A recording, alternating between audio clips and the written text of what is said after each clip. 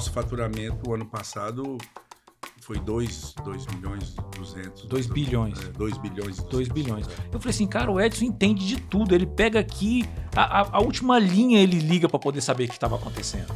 Então eu falo assim, não é todo gestor que faz isso. Estou te falando porque eu conheço várias empresas no Espírito Santo e poucas têm um gestor como você.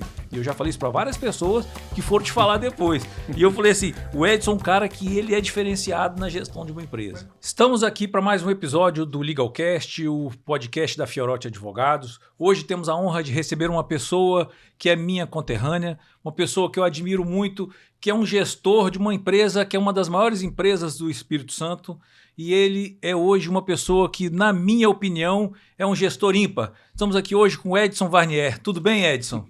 Tudo bom, Júlio? Como vai? Tudo jóia. Eu primeiro agradecer a presença aqui, que você dispensou o tempo para poder estar conosco aqui hoje, dando não é uma entrevista, é um bate-papo, né? Que a gente vai fazer hoje aqui, para poder deixar alguma coisa para as pessoas que vão assistir e vão ouvir a gente, tanto assistir no YouTube quanto ouvir no Spotify, que roda nos dois canais.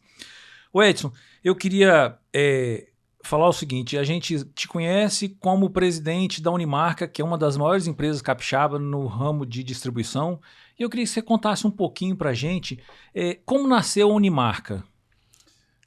Bom, obrigado primeiro pelo convite, Júnior. Eu fico muito feliz por essa consideração que você tem. Eu tenho admiração por você, pelo seu irmão, pela sua família, tinha pelo seu pai, tenho, né? Uhum. Comigo ainda no coração, gosto muito de vocês, acho um trabalho muito sério, se identifica muito com a nossa cultura lá, né? Não é à toa que a gente já está desde 2005 juntos aí nessa caminhada. Mas a Unimarca ela é uma empresa do interior, é uma empresa que nasceu em Colatina. Eu estou com os acionistas, os fundadores, né? Desde o início. Foi um projeto, digamos assim, que derivou de uma operação de varejo, que na ocasião ela se viu ameaçada por um outro atacadista da região, na época era um grande atacadista. Uhum. E assim começou. Começou com um caminhão, com apenas um vendedor, vendendo alguns produtos, artigos do varejo para outros pequenos varejistas. E eu me lembro que a primeira tabela de preço que nós fizemos, acho que tinha 100 e poucos itens para vender. Na quarta-feira só tinha uns 30, porque não tinha mais estoque. E a gente começou assim, de uma maneira, diria, muito modesta, mas sempre com aquele pensamento, né? Os fundadores, eu estava com eles lá no começo, de que não seria fácil, que a gente era pequeno, a gente precisaria ser eficiente. E brigar com grandes, né, na época. Pois é. E aí o caminho era eficiência. Como é que a gente como é que nós íamos conseguir avançar lidando com grandes atacadistas, começando daquela forma, ainda muito pequeno, né? E assim começou. E hoje a Unimarca... Isso foi em 92, 93. 93. E hoje a Unimarca é uma empresa referência no Brasil. Falando em números, qual é o faturamento anual da Unimarca hoje? A Unimarca, no ramo merceario, que é o nosso ramo de atividade, e considerando o ranking que a ABAD divulga, a gente fica ali entre os 10, 12º Brasil. Nível Brasil. Nível Brasil. E no ranking de entrega, né, que são os atacados que, como nós, vendem, abastecem o varejo, entregando nessas lojas os produtos. Diferente, por exemplo, do modelo atacarejo que tem aí hoje, o Cash and Carry, que o consumidor vai lá, o cliente vai lá comprar. Mas a gente, nesse formato de entrega, a gente está ali, acredito, entre os 10 maiores. O nosso faturamento, o ano passado, foi 2 milhões e 200. 2 bilhões. 2 bilhões e 200. 2 bilhões. Hoje nós estamos falando de pontos de venda em quase todas as regiões do Brasil, né? A Unimarca está do sul ao norte, não está? Não, a gente atua em 6 estados, 1.036 municípios, para ser mais preciso. 1.036? Municípios de Sergipe a São Paulo, né? Muito essa região aqui, pouquinho em Minas Gerais, mas todo o estado da Bahia, Sergipe, Rio de Janeiro, Espírito Santo e uma boa parte de São Paulo também. Entendi. Tem que ter uma logística incrível para poder atender isso, né? É o maior desafio, né, Júlio? Além de ser muito complicado por conta da malha viária, e riscos de roubo de carga e tudo que você sabe que tem, custos também de transporte, a gente tem hoje um desafio que é atender os clientes muito rapidamente, né? Os clientes cada vez mais exigentes e isso tem exigido de nós muito investimento, esforços para manter essa cobertura dessas lojas. São mais de 54 mil clientes atendidos. 54 mil clientes? Ano passado foi esse número, a gente atende em média 40 mil clientes. E para fazer isso, você sabe, nas condições que a gente tem no Brasil, de estradas que não são tudo boas, mais, né? A gente precisa pensar num formato bem eficiente mesmo. Agora, o interessante é que a sua formação é de direito, não é? Nós fomos colegas, não é acho. Isso? Eu sei porque você fez direito, você não fez administração, não fez... Eu fiz direito e, na verdade, depois não segui com isso, bacharel só. E mais para frente um pouquinho, eu fiz uma especialização, uma MBA, que eu acho que tinha mais a ver com a minha rotina, com a minha, diria, vocação, né, comercial, que eu sempre tive. E eu fiz uma MBA na ESPM, do Rio de Janeiro, um MBA em administração e marketing. E isso me deu uma visão um pouco mais, digamos, mais elaborada, digamos assim, do funcionamento de uma operação mesmo. Né? Isso me ajudou bastante. Mas eu comecei lá com o direito. Foi uma experiência que eu achei que fosse dar certo. O direito abre um leque muito grande de conhecimento, né? Mas assim, não é normal você ver uma pessoa que é um gestor tão capacitado e de uma empresa tão grande com formação de direito. Às vezes você vê com administração. É verdade. Né? Mas ele me ajuda muito nos contratos, nas análises. O direito ele ajuda a gente. Agora vamos lá. Essa transição da empresa de porte pequeno lá de Colatina para hoje, uma das maiores do Brasil no ramo que ela atua, você deve ter passado por muitos desafios nesse período todo que você vem como gestor da empresa. E aí, alguns desafios assim, gestão de pessoas, gestão de coisas que fogem muito à nossa realidade, porque não depende da gente, mas condição climática, governo, guerras que a gente tem. Me fala uma coisa.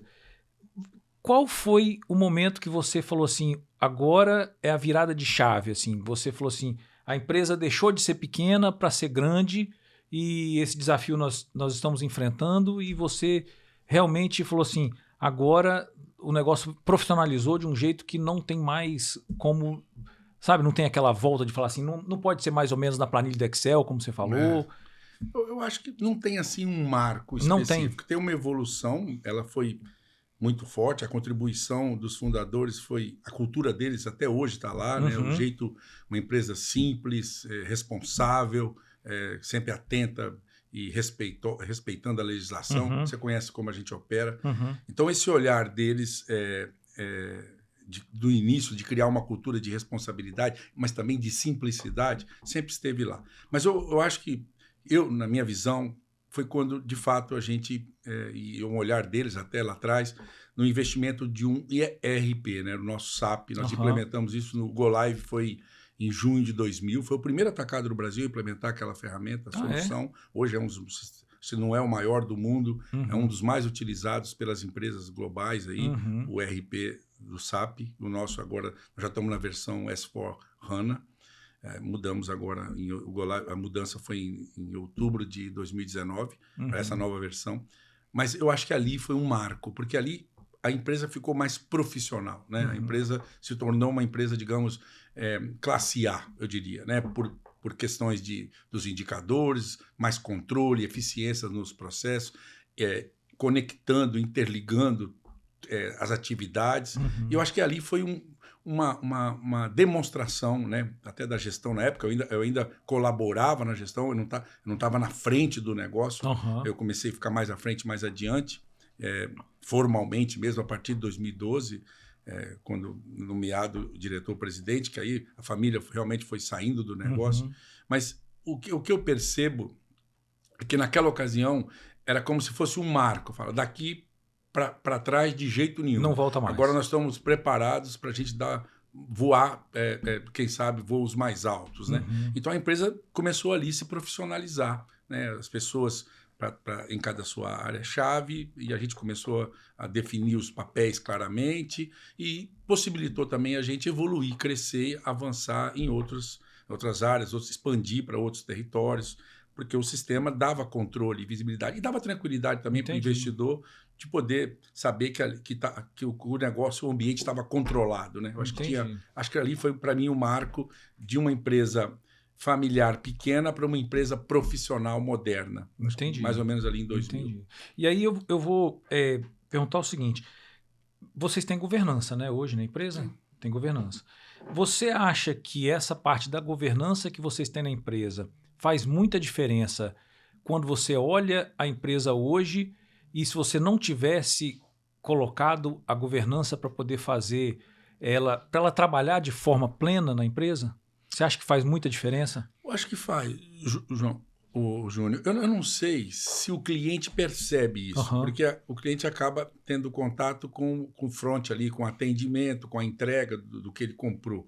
Mas para um negócio funcionar e funcionar compliance, funcionar ok, você precisa ter regras, parâmetros e uma gestão que coordene isso, né? Que fiscalize, que inclusive com auditorias externas que nós mantemos para checar, verificar se tudo está sendo feito de forma ok. Nós temos um código de ética e conduta também. Agora tornamos isso público até para os nossos parceiros terem acesso à forma que nós atuamos, está disponível no nosso portal. Mas eu acho que a governança ela tem muito a ver até com a responsabilidade de se conduzir um negócio de maneira correta, né? Então tem muito por isso. Então a gente tem sim algumas práticas lá que eu acho que fazem toda a diferença para, digamos assim, para que podemos avançar com segurança. Eu vejo que você assim, privilegia muito a profissionalização de pessoas que são formadas dentro da empresa. Isso é uma questão cultural da Unimarca? Sempre foi. Sempre foi. É um olhar lá atrás deles, mas mais recentemente a gente vem constatando e tendo evidências de que isso faz toda a diferença. Então, nós temos uma maneira de contratar lá, um modo de contratar, por exemplo, sempre formar nosso time da base. Toda a minha gerência, o time de liderança, veio da base, né? Alguns deles ainda da época da atuação, boa parte deles da época da atuação dos fundadores no negócio, né? Outros a gente foi formando depois, mas todos vieram da base, gente simples, inteligente, ambiciosa, gente que quer crescer, comprometida, que tem um olhar de dono, né? Aquele pensamento de cuidar mesmo da operação.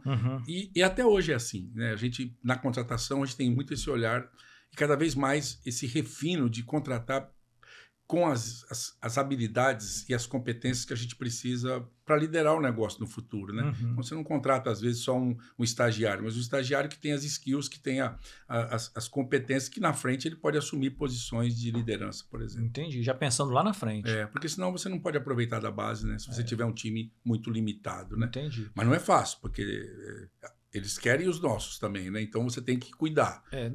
Do mesmo jeito que a gente também tem necessidade de sempre estar atraindo e mantendo os bons. Não, até porque o que eu vejo é o seguinte: quem entra na empresa, ele assimila às vezes a cultura e tem gente que não assimila a cultura da empresa. E essa pessoa que não assimila, realmente, ela acaba, às vezes, ela mesmo pedindo para sair, para ir embora. Buscando... natural. Mas a pessoa que assimila a cultura, ela se vê muito na pessoa que é o líder da empresa. Ela vê o exemplo da pessoa. E aí eu vou te perguntar o seguinte: qual é o valor que você acha inegociável na sua maturidade que você tem hoje de líder para gerir uma empresa e gerir pessoas como você gere hoje?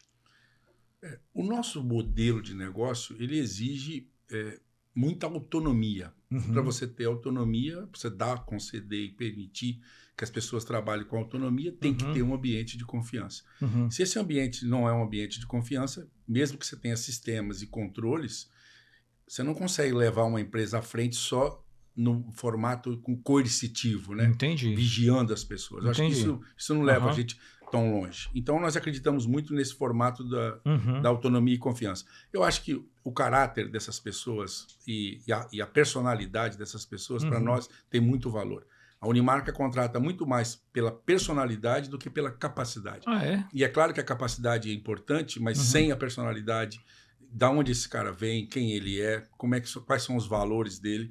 Esses valores estão alinhados com a cultura da organização. A gente faz muito isso nas entrevistas, a gente consegue checar muita coisa, e até mesmo no próprio currículo, na origem desses profissionais. A maioria do nosso time vem de gente simples, gente que se esforçou, que foi fazer faculdade. A empresa ajuda a custear também a formação dessa turma. Boa parte dos nossos líderes lá passaram por formação que a gente também apoiou, né, naquela época onde eles estavam se preparando. Mas eu acho que tem muito a ver com isso, Júnior. Isso não está escrito, né? Não está escrito no currículo. Nem tem como você escrever isso. Isso não tem como você aferir. Mas a gente consegue, até pela condução da carreira do profissional dentro da empresa, você vê aqueles que têm mais alinhamento com a nossa cultura. Esses, claro, seguem conosco e assumem posições de liderança e ajudam e dedicam lá boa parte da vida deles para construir o nosso negócio. Então, acho que tem muito dessa comunhão de valores, sabe? Eu acho que é isso que, para mim, é o mais importante lá. Pelo que você está falando... Isso vem lá dos fundadores. Né? Pelo que você está falando, como você está lá desde a fundação e hoje é diretor-presidente da empresa, você tem uma equipe que também veio lá de trás, pelo que eu estou entendendo. Gente que cresceu junto com a empresa e que está... Não é fácil você reter talento hoje, né, no mercado que a gente trabalha. E aí eu te pergunto o seguinte, reter talento hoje, no mercado competitivo que a gente tem, com toda essa estrutura que a gente tem hoje em dia de concorrência muito, ela é muito acirrada, né? De tomar, às vezes, um talento de outra empresa, que você vai trilhando aquela pessoa, vai capacitando ela, de repente vem o seu concorrente e leva embora. Qual é o segredo para poder reter esse talento hoje? Júnior, eu nem sei se é um segredo, mas talvez é como a gente faz lá e acredita que dá certo, né? Isso eu aprendi com os que confiaram a mim essa missão, né? A forma de autonomia que eu falei agora há pouco e essa responsabilidade que a gente entrega para as pessoas, né? Entrega para eles uma área do negócio. Você, na medida que ele vai se preparando para assumir, você vai tirando do time aqueles que têm mais habilidade, que têm mais... Mas aqueles, principalmente, que têm um olhar de cuidado com as pessoas, né? Que sabem lidar com o seu time.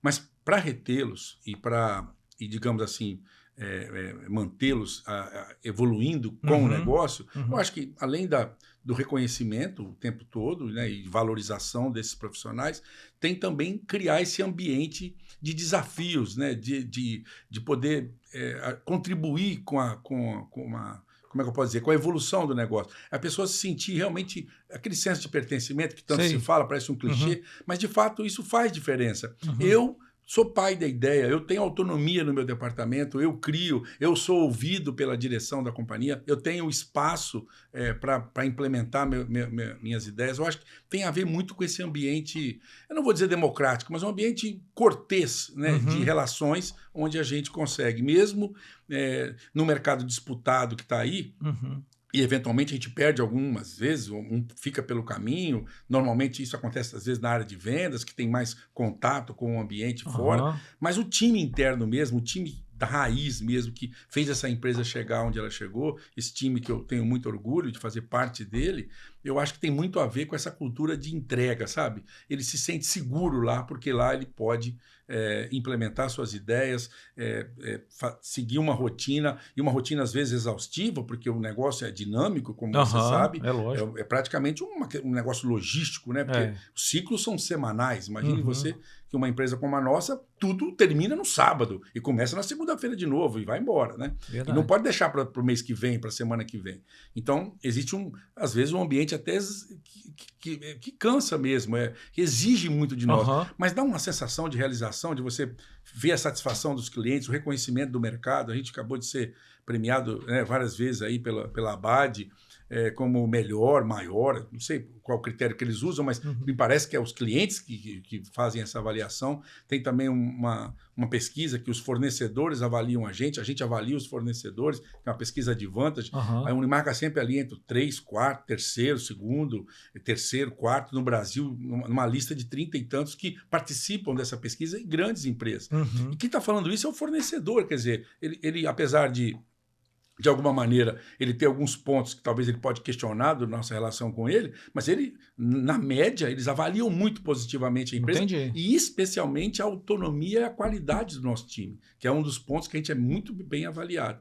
E eu acho que isso tem a ver muito com esse espaço que a gente criou para essas pessoas lá, sabe? respondendo diretamente a sua pergunta, eu acho que tem a ver muito com esse ambiente de confiança. É porque você sabe que isso você não consegue em toda empresa. Não né? consegue. Você sabe que eu vi uma vez uma pessoa, um gestor me falando que existe uma coisa que chama pirâmide de Maslow, né? Que a pessoa tem assim, ela não fica escala de necessidade. Escala de necessidade de Maslow. Então a pessoa não fica só na empresa pelo salário, ela tem que ter um ambiente onde ela se sente realmente confortável de estar ali. Porque não adianta ela estar ali numa sala, mas o ar-condicionado não funciona, não tem água, o banheiro é fedorento, o computador é ruim, o computador não funciona, a internet cai, entendeu? Assim, ela acaba, às vezes, por mais que ela tenha um salário bom, mas ela não vai querer ficar ali, ela vai buscar alguma outra coisa, entendeu? Então, assim, esse ambiente que você fala, eu acho que isso faz uma diferença muito grande para poder você...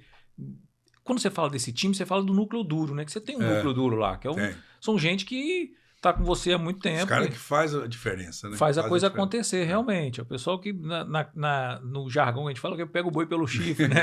E não deixa a coisa... toda empresa tem, né? Toda empresa tem. Agora, o Edson, com relação à tecnologia, você falou do ERP, hoje nós estamos entrando muito na questão da inteligência artificial. A Unimarca está preparada para essa nova tecnologia?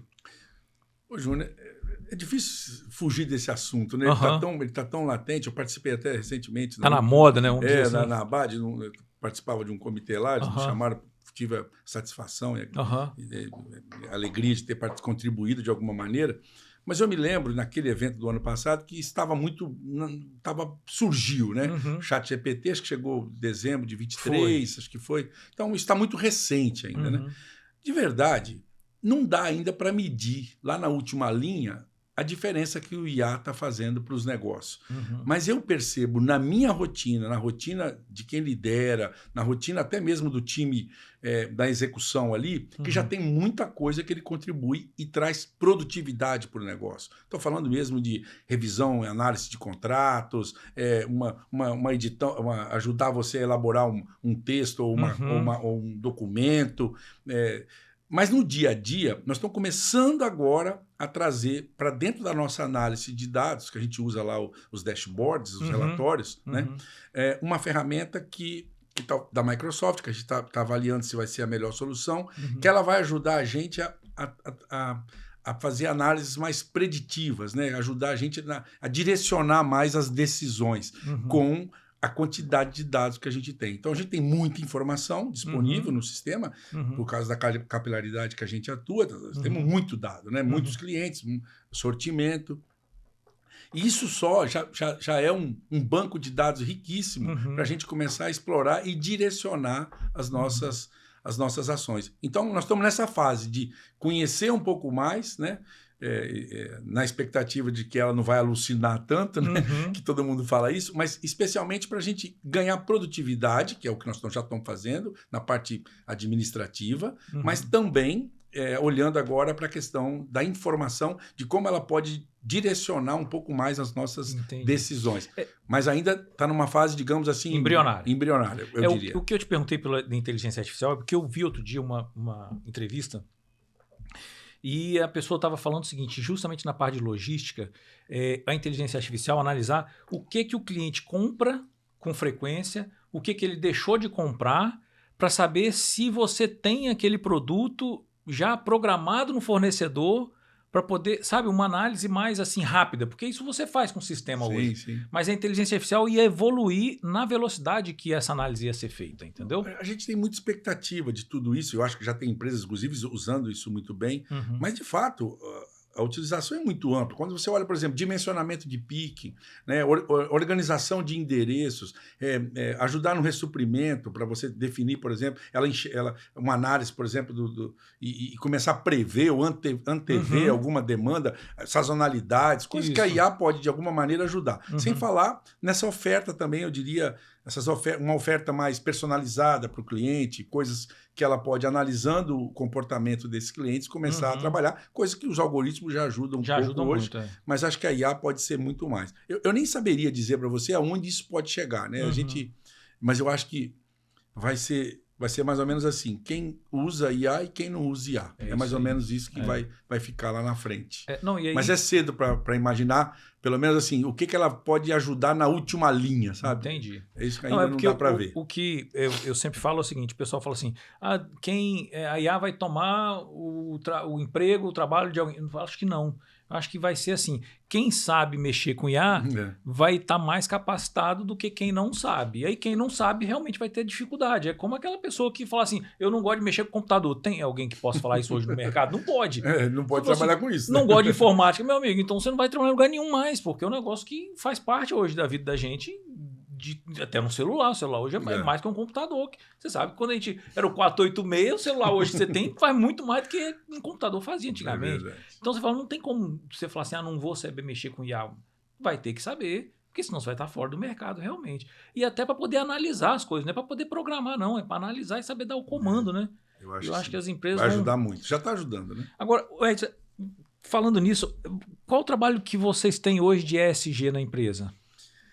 A gente tem digamos assim, uma pauta muito clara sobre isso.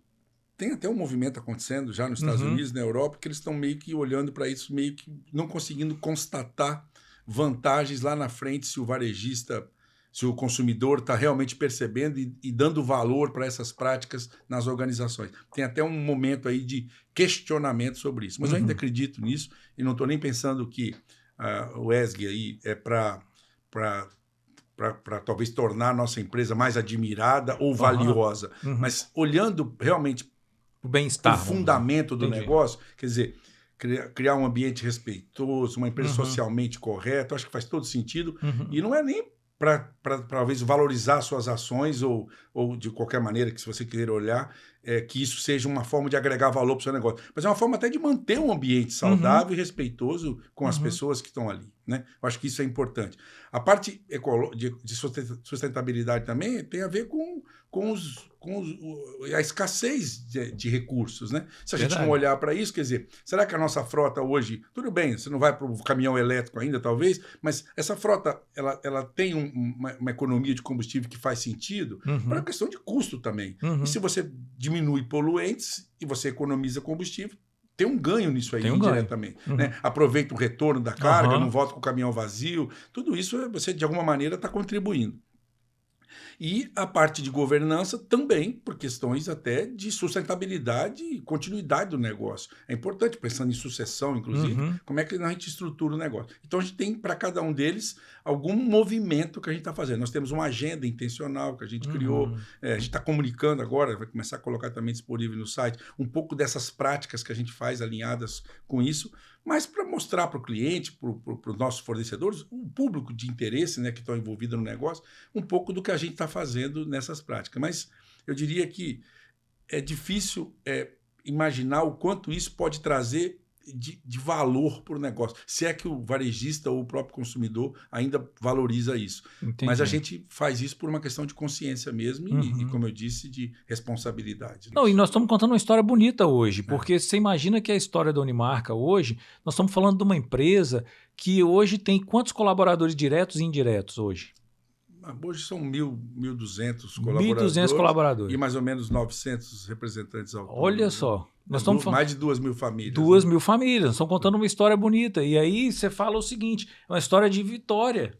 E num país como o Brasil, que você passa por quantidade de intempéries e problemas que a gente tem, porque eu falo o seguinte, o cara que é empresário no Brasil de sucesso, mas ele é um leão, porque não existe um país com tanto problema quanto o Brasil. Problema tributário, problema trabalhista, problema de tudo quanto é jeito, de logística, de estrada, né? É muito problema. Então, assim, uma empresa vitoriosa como a Unimarca, e aí quando eu falo empresa vitoriosa, mas eu falo, ela é feita de pessoas.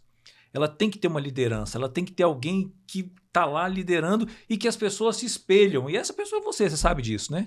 As pessoas se espelham em você. Não, e eu digo isso, sabe por quê, Edson? É o seguinte, eu trabalho para várias empresas que onde você não tem uma liderança que a pessoa se espelha nele, a pessoa não consegue passar firmeza naquilo que ela tá fazendo, sabe? A pessoa está ali pelo salário, às vezes, mas num primeiro momento ela fala assim, mas espera lá, mas eu não tenho motivo para estar aqui. Porque se você tem uma liderança ali que você se espelha, fala assim, pô, aquela pessoa é séria, aquela pessoa tem valor, aquela pessoa inspira... É inspiradora. Você realmente faz isso. Eu sinto isso. Eu tive muito contato com você uma época, com vários problemas que a gente teve lá, que a gente resolveu.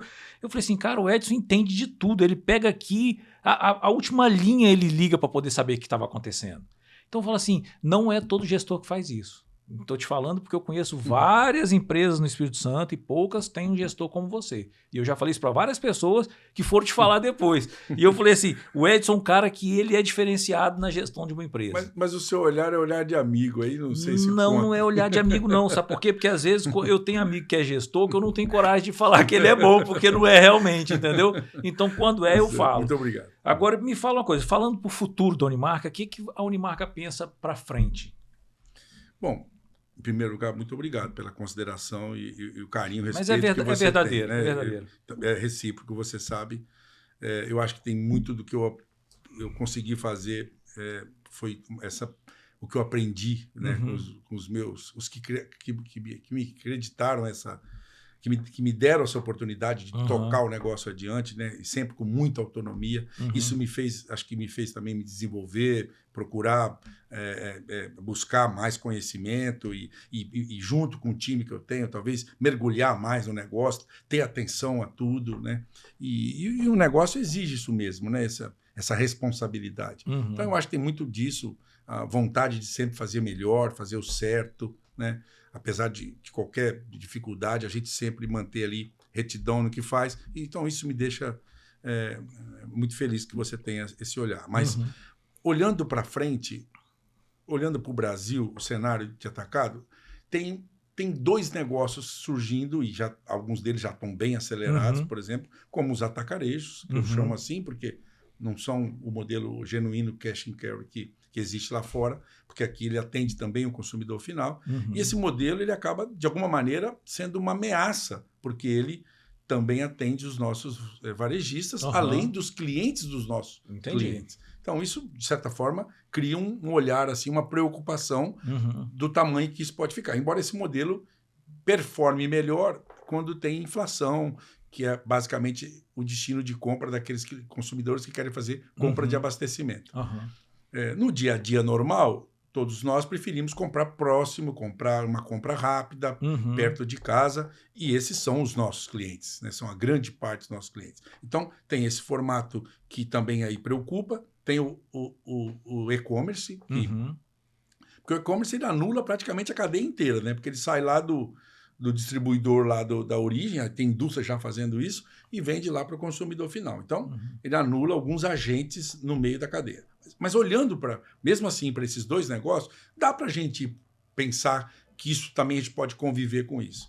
E o que nos anima bastante é que o Brasil, pelo tamanho que tem, pela capilaridade, pelo número de varejos que tem no Brasil, existe, por exemplo, lá fora, na Europa, nos Estados Unidos, até mesmo em alguns países mais desenvolvidos, uma concentração muito grande nas 5 maiores redes. Tem locais que é 80% da venda daquele país são nas 5 maiores redes. Entendi. 60% na média na Europa.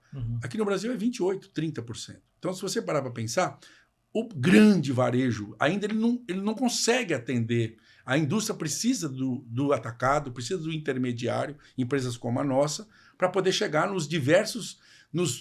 Falam em 1 milhão de pontos de venda no Brasil, né, que precisam ser abastecidos, e esses a indústria não vai conseguir fazer sozinha, ela precisa do agente de distribuição. Então eu vejo ainda muita estrada para a gente rodar, muita coisa para fazer, considerando essas características, não só pelo tamanho continental do nosso país, mas principalmente por esse formato de um pequeno varejo muito representativo, muito grande, que precisa de abastecimento. Então vejo sim... ainda há alguns anos, todo mundo fala que o atacado vai acabar, que o atacado... De vez em quando a gente ouve essas histórias, mas eu já ouço isso há 20 anos, 15 anos. Entendi. Então, eu acho que ainda vai bastante coisa para fazer, e nós podemos também se reinventar, podemos pensar em outros formatos que pode, de alguma maneira, trazer continuidade, garantia, que a empresa continue, se perpetue. Né? Entendi. Ô Edson, eu queria que você desse um conselho para as pessoas que estão no mercado e que gostariam de ser líderes, as pessoas que gostariam de trabalhar no mercado corporativo, mas que não têm experiência que você tem ainda. Então, qual é o conselho que você deixaria para essas pessoas? Bom, Júnior, Eu nem sei se eu dou conta de responder essa pergunta. Você dá, você sabe que dá. Não é pergunta, eu quero que você... Isso é um pedido. Eu entendo assim... Uma vez eu estava na escola da minha filha e muito do que você já falou aqui, mas eu me lembro que uma palestrante lá, na época, uma reunião anual que a escola fazia, e chamaram os pais, era normalmente perto da rematrícula, né, que eles faziam essas reuniões, você sabe como é. E aí trouxeram alguém de Minas Gerais, uma educadora fantástica, eu gostei demais da palestra dela, mas ela teve um momento da fala dela que ela falou assim, colocou um slide lá e falou assim, o exemplo não é a melhor maneira de ensinar. Aí ficou um silêncio. Aí ela terminou a frase dizendo assim, é a única. Né? Entendi. Então eu acho que assim, um bom exemplo, né? Não é a história do que faz o que eu falo, mas não faz o que eu faço. Eu acho que isso não faz sentido. Acho que é muito importante olhar para isso. Mas uma das coisas que eu acredito muito, e eu vejo isso em todos os que se destacam na organização, faça sempre mais que o combinado. Entendi. Sempre mais que o combinado. Aqueles que, de fato, têm alguma destaque ou que você realmente entrega mais, são aqueles que fazem além do combinado, sabe? É um olhar assim de entrega, de compromisso. Eu acho que isso faz toda a diferença. Claro, e está preparado também, porque às vezes se você recebe uma incumbência por sorte ou por estar naquele momento, na hora daquela escolha, mas se você não estiver preparado, com pouco tempo isso não leva adiante, né? Então, eu acho que se preparar sim, mas especialmente esse senso de responsabilidade, sempre entregar mais que o combinado. E uma coisa que eu acredito muito, que pode dar bastante autonomia para os meus liderados, e eu talvez também tenho essa autonomia, muito pelo resultado que a gente entrega. O lucro nos dá liberdade.